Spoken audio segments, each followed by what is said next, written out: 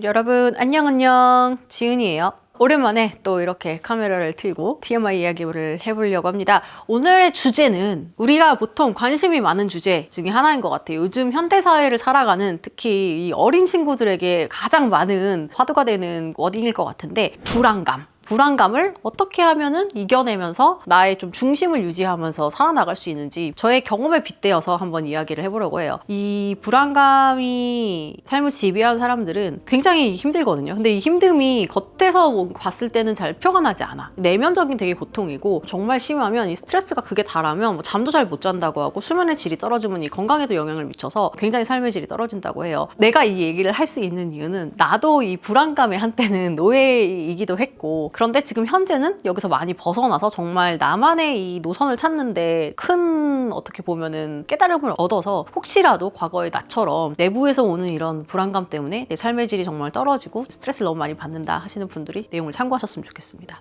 이 현대 사회에서 우리가 불안감이 굉장히 큰 문제라고 하잖아. 간혹 이건 한국의 문제다, 한국의 헬조선이라서 우리 모두가 불안감을 안고 사는 거다라고 이야기하시는 분들도 있을 수 있겠지만, 실제로 이 해외에서 불안감이 굉장히 큰 화두예요. 불안감을 이기는 그 항불안제 약을 처방하는 사람들이 외국에는 정말 많았고, 불안감을 이기는 약이라고 하면 보통 뭐 자낙스 같은 거를 의미할 텐데, 그들한테 자낙스는 그냥 우리가 약간 스포츠 음료나 비타민 먹는 것처럼 오늘 좀 컨디션 안 좋아, 그래? 자낙스 먹었어? 이런 식으로 정말 기호식품처럼 어떻게 보면 생각하면서 되게 많이들 처방해서 드시더라고요. 그만큼 꼭 우리나라뿐만이 아니라 현실을 살아가는 모든 사람들에게 굉장히 화두가 되는 개념이지 않을까라고 생각이 되는데, 그럼 과연 한국에 살고 있는 나의 입장에서 봤을 때 이 불안감의 근원이 무엇인가라고 생각을 해봤어요. 이 불안감은 굉장히 여러 가지 종류가 있거든. 과거의 트라우마로 인해서 생기는 경우도 있고, 가정적인 환경에 있어서 그런 경우도 있겠죠. 하지만 내가 겪고 있던 그 불안감의 가장 근본적인 원인은 경쟁심이었던 것 같아요. 나는 85년생이잖아. 우리는 한 반에 인원이 몇 명이 있었냐면 50명이 넘었어. 그런 반이 전교에 11개에서 12개까지 있었단 말이죠. 그런데 우리는 기본적으로 모의고사부터 시작해서 중간고사, 기말고사를 보고 중간중간 수행평가를 해서 나의 점수를 등수로 매겨서 그걸로 평가를 하는, 굉장히 많은 사람들 중에 순번이 먹여지는 그러한 시스템 내에서 어렸을 때부터 생활을 했다 보니까 어쨌든 나의 무언가의 성과를 보여주기 위한 경쟁심이 굉장히 어렸을 때부터 컸던 것 같아요. 근데 이 경쟁심이 사실 되게 필요하고 좋은 거지. 왜냐면 내가 누구보다 더 공부를 잘해서 더 좋은 성적을 내고 싶어 라는 그런 향상심도 결국에는 경쟁심의 일종으로서 가지고 있는 친구 같은 개념인 거거든. 그래서 나는 경쟁심을 가지고 점수화하고 시험을 본다는 것 자체가 뭐 나쁜 점만 있다고 생각하진 않아요. 그런데 이제 그런 환경 내에서 생활을 하다 보니까 나같이 경쟁심도 있고 어떠한 무리에서 내가 최선을 다해서 여기에 있고 싶어 라고 이제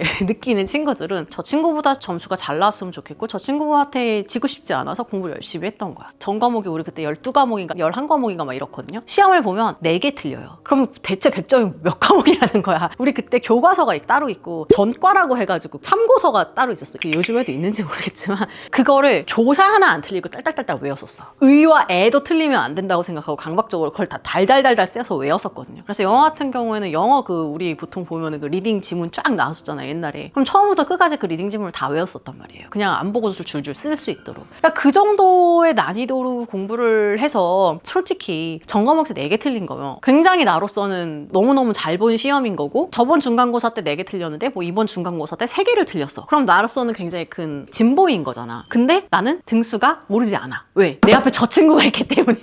그러면 결국에 이 등수라는 거는 저 사람과 경쟁을 해야 되는 시스템이더라고. 그래서 내가 한 중학생 정도 때 나의 학구열이 정말 가장 폭발할 때 시절이었는데, 그쯤 되니까 내가 공부를 열심히 하는 것도 너무너무 중요한데 옆에 다른 친구들, 특히 이제 나랑 경쟁하는 왔다 갔다 하는 그 친구나 나보다 조금 더 앞등수에 있는 친구가 뭐를 하는지를 계속 감시하게 되더라고. 무슨 문제집을 보고 저 친구가 지금 자고 있는지, 그럼 제가 혹시 어제 밤을 샜나? 그럼 나도 오늘 밤을 새야 되나? 저 친구를 의식하는 그런 마음이 생기더라고. 그게 결국에는 그 사람과 경쟁을 한다는 의미인 거잖아. 저 친구보다 내가 더 잘해야 되기 때문에 어떻게 보면 서로 견제를 하는 거지. 근데 실제로 이런 일이 나한테만 있는 게 아니었어. 저 친구도 나를 견제하는 거야. 우리 중학교 때 무슨 일이 일어났었냐면, 나는 그 친구를 라이벌로 생각하진 않았어. 그거보다 더 공부 잘하는 친구가 있어서 그 친구를 내 라이벌로 생각하고 되게 많이 견제를 하고 있었는데, 다른 좀 나보다 조금 점수가 안 나오는 친구였는데 그 아이 입장에선 또 내가 그런 사람이었겠지. 그 아이가 무슨 행동을 했었냐면, 그때는 OMR 카드가 있었어요. 거기다 이렇게 답안을 체크를 하는데 그 친구가 어떠한 경로로 인해서 그 답안지에 접근을 할 기회가 생긴 거예요. 그 우리 선생님이 무슨 심부름을 시켰는데 그 사이에 잠깐 그거를 자기가 보게 된 거야. 우리 반 거를. 걔가 거기서 유혹이 들은 거야. 그래서 그 답안지 중에서 자기보다 성적이 좋은 친구 한 3명 정도가 있거든요. 나를 포함해서. 그 친구 3명 거의 답안지를 빼서 이중마킹을 다 했더라고.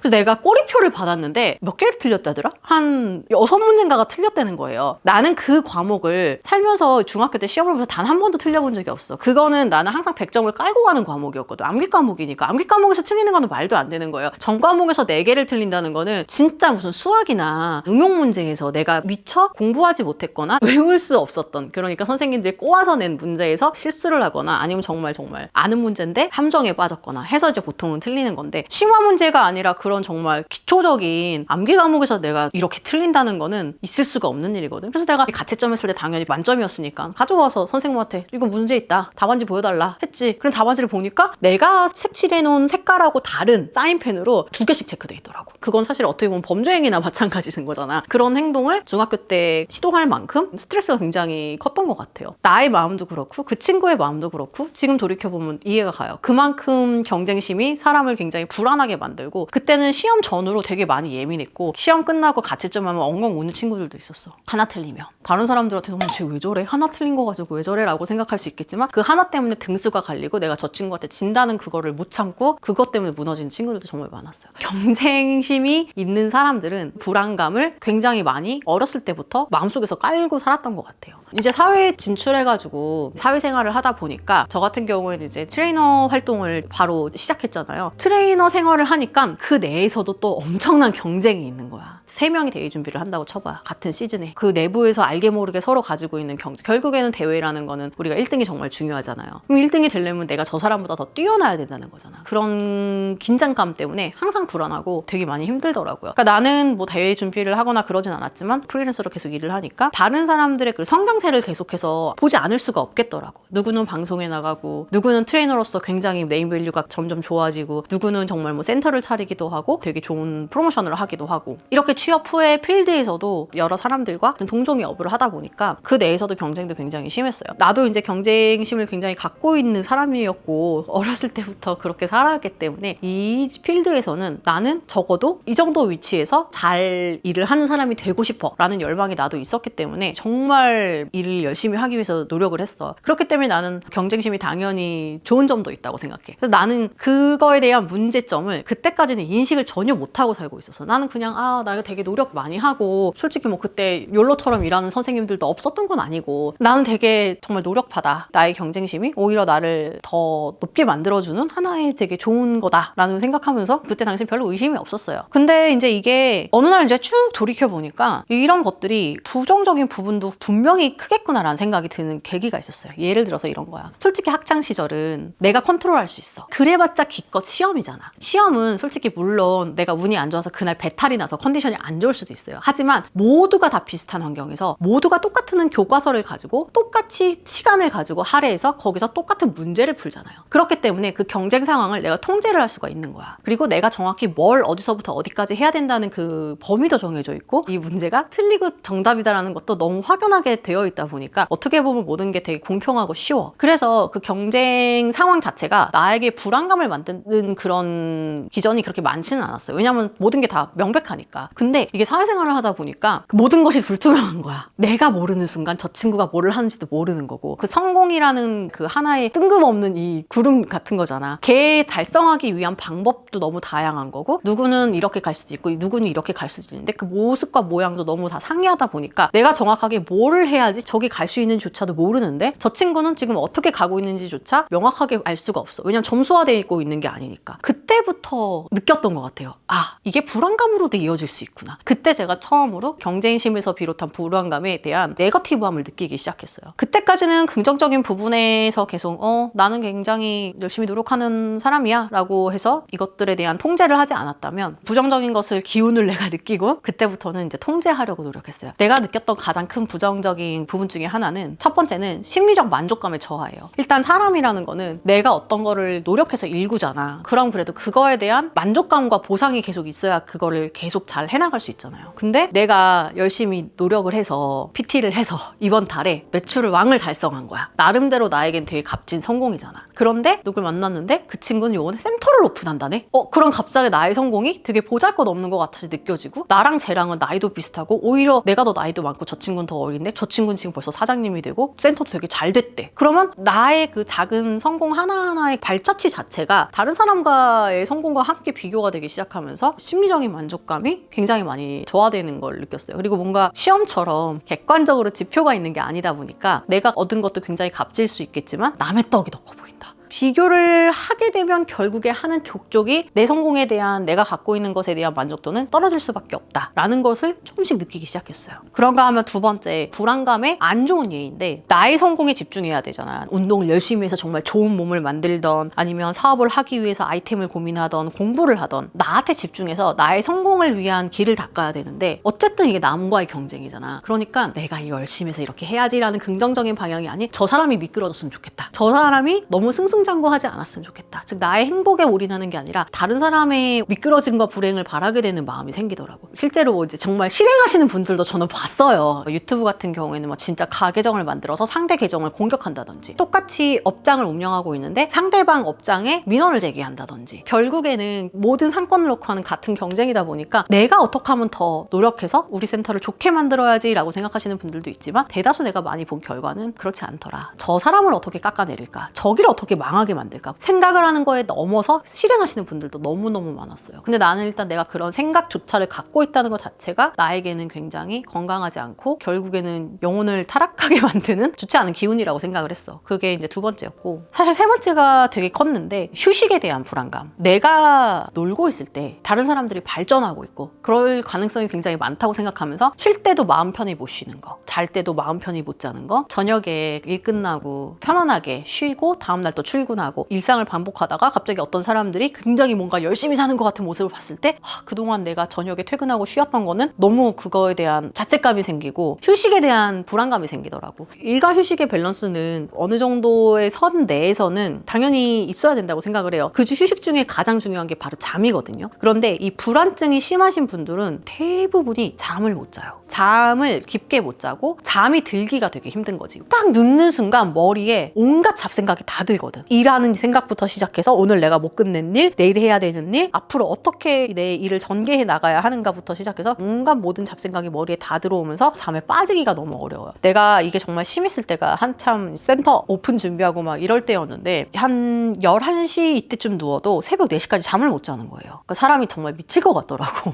내가 잘 때도 다른 사람들은 이 시간 쪼개서 공부하고 이럴 텐데 내가 지금 쉬고 있어도 괜찮을까? 뭐 이런 불안감들 때문에 자꾸 다른 사람들 염탐하게 되고, 다른 사람들의 블로그, 그때 당시에는 인스타도 없었으니까 블로그 가서 체크하게 되고 이제 이런 것들을 하게 되더라고요. 결론적으로 그렇게 되다 보니까 내가 잘하는 것에 집중을 해서 진짜 여기 한 우물을 파고 올인해도 모자라잖아. 그런데 그 시간을 쪼개서 다른 사람들을 염탐하고 잠을 자는데 충분히 에너지를 쏟지 못하니까 몸도 피곤하고, 그러다 보니까 또 나에 대해서 시간을 투자를 못하고, 단기적으로는 뭐 이런 경쟁심이 있어서 동기부여가 될 수는 있지만 장기적으로 놓고 봤을 때에는 내가 발전되는 것을 막겠구나 라는 생각이 들어서, 내가 이제부터 이런 나의 성향을 통제해야 되겠다 라고 생각하고 거리를 좀 두고 나도 내 마음을 다스리기 위해서 노력을 많이 했는데, 이때 또 등장한 것이 주변 사람이더라고. 나는 굳이 그 이야기를 듣고 싶지 않은데 또 내 귀에 그 이야기를 들리면 어쩔 수 없잖아. 내가 귀를 막을 수는 없잖아. 주변에서 들리는 그런 이야기들조차도 나의 불안감을 증폭시키는 원인이 될 수도 있더라고요. 그래서 내가 이제 그때부터는 완전 컨셉을 바꿨어요. 더 이상 다른 사람과 비교해서 저 사람을 이겨야지, 저 사람보다 내가 더 잘해야지라는 생각 자체를 아예 버려야 된다는 걸 그때부터 수도 없이 마인드셋을 했던 것 같아요. 우리가 그러잖아, 인생은 혼자 가는 레이스라고. 그 전에는 그 여러 레이스에서 동시에 뛰는 마라톤이라고 생각했어요. 생각하고 살았었어요. 그래서 주변을 계속 경계한 거지.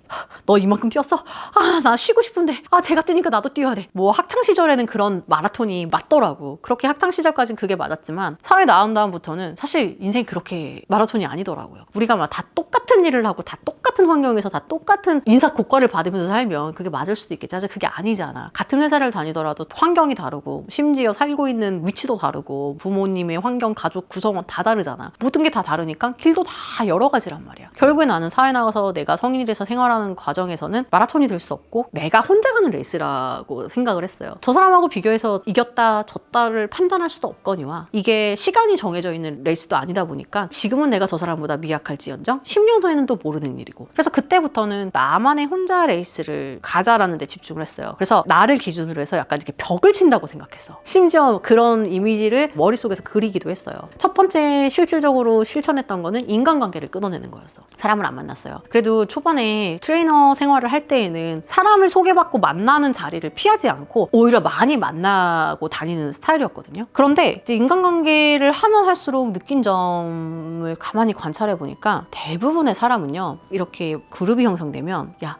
누가 이랬대, 야 누구는 이렇대 라면서 말을 옮기는 사람들이 분명히 생기게 되더라고. 그러면서 나는 굳이 알고 싶지 않은 사람의 이야기까지 듣게 되고 그 이야기가 나에게 영향을 미치기도 하고 그 이야기를 알고 있음으로 인해서 되게 불편해지는 상황도 많이 생기더라고요. 그런가 하면 사람들은 거짓말을 하더라고요. 내가 5를 가지고 있으면 밖에서 이야기할 때 보통 3을 가지고 있다고 이야기를 해요. 5를 다 가지고 있다고 이야기하는 것 자체도 너무 나를 다 오픈하는 느낌이잖아. 그런데 너무너무 신기하게 대부분의 사람들이 5를 가지고 있으면 10을 가지고 있다고 이야기를 하더라고요. 보통 이 사람의 이야기를 들었을 때 10을 가지고 있다고 이야기를 하면 내 입장에서는 3을 이야기했지만 사실은 나는 5를 가지고 있잖아. 그럼 난 당연히 저 사람도 예전에는 와, 저 사람은 20을 갖고 있겠구나 라고 이제 순진하게 생각을 했는데 이제 사람들을 많이 겪다 보니까 10이 있다고 이야기를 하는 사람 중에 10을 가지고 있는 사람은 거의 없었고 5를 가지고 있으면서 10이라고 이야기하는 사람들이 많더라고요. 근데 이제 그 사람들이 그렇게 이야기했을 때 내가 그걸 듣고 나는 그럼 뭐지? 나는 되게 하찮고 지금 잘 못하고 있는 거네? 라는 생각에 또 자존감이 떨어지거나 불안감이 생기거나 할 수 있더라고. 자기가 얼마를 버네, 재산을 얼마를 가지고 있고 뭐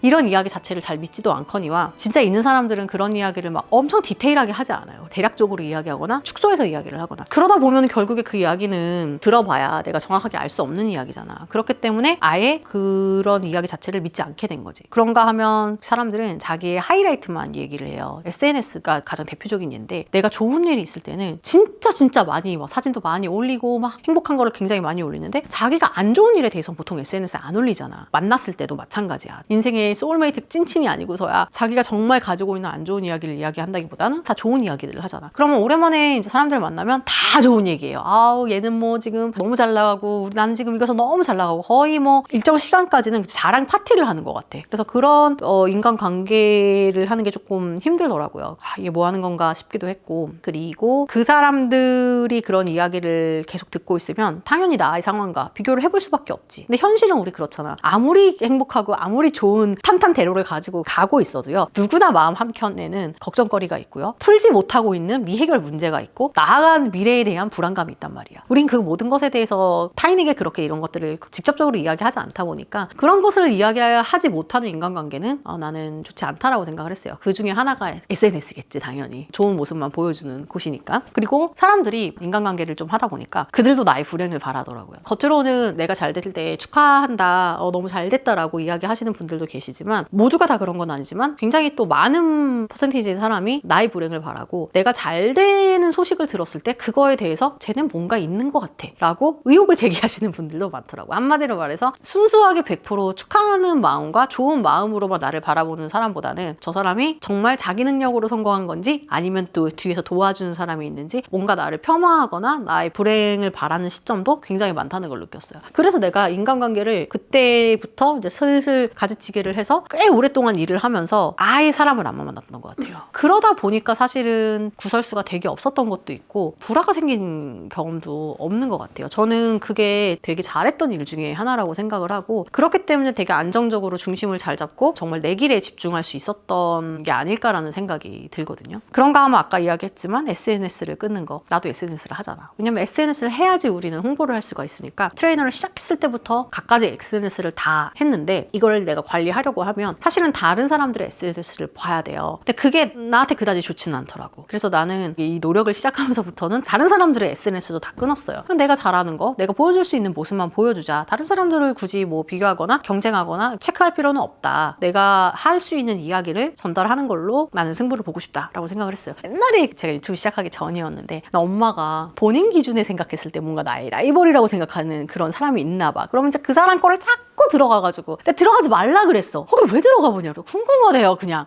그거 들어가서 근황을 자꾸 나한테 정해. 그 사람이 요즘 뭐 한대. 얼마 전에 그런 거 올라왔더라. 아니 엄마, 나는 그 사람을 신경 쓰고 있지 않은데 왜 엄마가 굳이 체크해서 나한테까지 말을 전하는 거야? 이해가 안 가. 그랬더니 아니 그냥 그렇다고 네가 궁금할까 봐. 난 전혀 궁금하지가 않다고.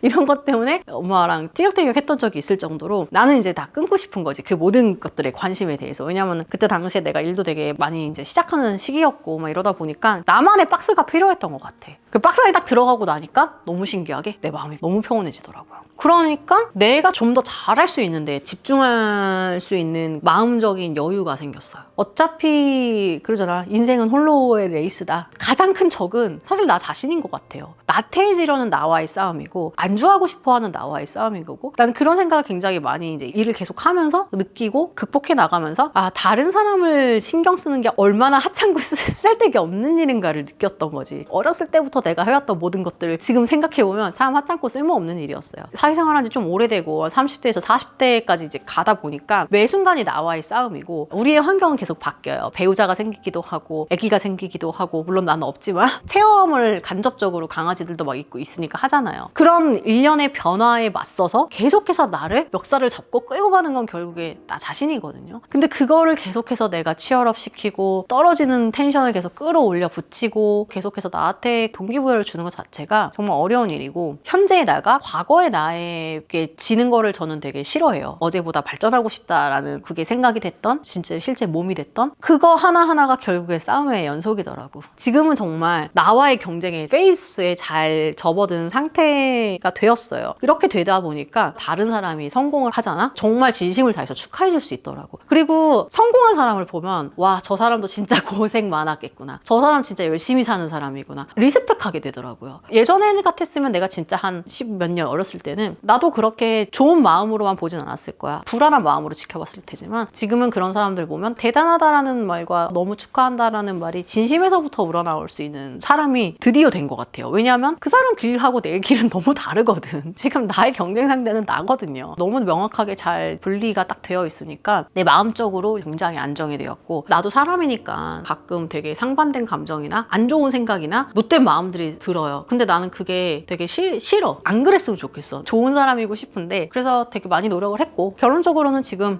한층 성숙한 인간으로서 전보다 훨씬 더 편안하게 일도 하고 삶도 밸런스도 지킬 수 있게 된 것 같아요. 뭐 예를 들어 이런 거야. 유튜브 컨텐츠를 만드는데 저 채널보다 조회수가 안 나와. 너무 열이 받고 너무 짜증이 날 수도 있잖아. 그런 식으로 경쟁적으로 채널을 케어하시면 채널의 퍼포먼스는 물론 좋을 수도 있겠지. 하지만 그 퍼포먼스적인 부분을 떠나서 그 사람의 마음과 그 불안감과 그 네거티브하면 어떻게 할 거냐고. 결국에 나를 좀먹는 행위잖아. 내 몸이 가장 소중하고 내가 가장 소중한데 성공을 위해서 나를 좀먹으면서 멘탈을 버려가면서 그건 저는 아니라고 생각하거든요. 불안함으로 인한 나쁜 마음이 자꾸 나를 좀먹었다면 그런 것들을 좀 하나씩 다 쳐내고 저처럼 이렇게 나만의 방을 만들어서 조용히 나를 좀 관찰해보는 시간을 갖는 게 정말 필요할 것 같아요. 그렇게 되면 장기적으로는 내 일의 퍼포먼스도 좋아지고 하는 일을 좀 더 잘 즐길 수가 있어요. 보통 이제 경쟁에 매몰되게 되면 퍼포먼스에만 너무 집중하게 되거든. 저 사람과 비교했을 때 퍼포먼스만. 근데 그게 아니라 좋아하는 거를 내가 하고 싶은 마음으로 하게 되면 퍼포먼스를 떠나서 정말 즐기게 되는 거지. 근데 그렇게 하는 사람을 장기적으로 이기기가 오히려 어렵다고 봐요. 내재되어 있는 경쟁감 누구나 다 있거든요. 거기서 오는 이런 네거티브한 것들 때문에 되게 힘드신 분들은 생활 환경이나 태도를 바꿔보시면 어떨까. 어떻게 보면은 제 인생의 가장 큰 노력을 몸 외에 또 한 가지를 따지자면 멘탈적인 부분에서는 이게 가장 큰 노력을 했던 파트였던 것 같아요. 지금은 이제 거의 완벽하게 그래 내 길을 가는 거지 라고 생각하면서 마음이 바뀌었고 개선된 삶을 살고 있습니다. 내가 이걸 조금 더 옛날에 알았다면 편히 살 수 있었을 텐데 여러분들이 뭐 약을 먹거나 술을 마시거나 솔직히 막 술 마시고 막 이러면 생각이 좀 멍해지잖아. 그래서 사실 이런 것들이 경계가 좀 모호해지면서 쉽게 마음을 내려놓을 수가 있는 거거든. 근데 저는 무엇에 의존해서 그것을 잠시 눌러놓는 거는 일시적인 처방법밖에 안 된다고 생각해. 결국에 내가 바뀌어야 되는 거고 내 스스로 그거를 마음속에서 만들어낼 수 있어야 돼요. 무엇에 의존하지 말고 일단 마음가짐을 바르게 가지고 가고 그거를 유혹하는 모든 것들을 다 끊어내고 혼자 서시면 바뀌더라. 나도 바뀌었으니까 힘을 내셔서 한번 해보셨으면 좋겠습니다. 의외로 많을 것 같아요. 이런 문제를 가지고 계신 분들이. 자, 그럼 오늘은 그렇게 해서 언젠가는 한번 이야기를 해보고 싶었던 불안감을 이기는 방법에 대해서 이야기를 해봤는데 여러 가지 유형 중에 경쟁과 뒤처진다는 것에 대한 이런 불안감을 다뤄봤어요. 또 다음번에 TMI 이야기를 들고 찾아오도록 하겠습니다. 끝으로 저희 채널이 벌써 구독자가 5만 명이 되었더라고. 오 서브 채널이지만 컨텐츠는 굉장히 많이 올라오고 있는 애정을 가지고 있는 채널인데 구독자가 늘어나고 있으니까 기분이가 몹시 좋더라고요. 그래서 지난번에 라이브 방송도 한번 했는데요. 앞으로 계속해서 구독 많이 해주시면 다양한 이벤트로 찾아오도록 할게요. 여러분 모두 안녕.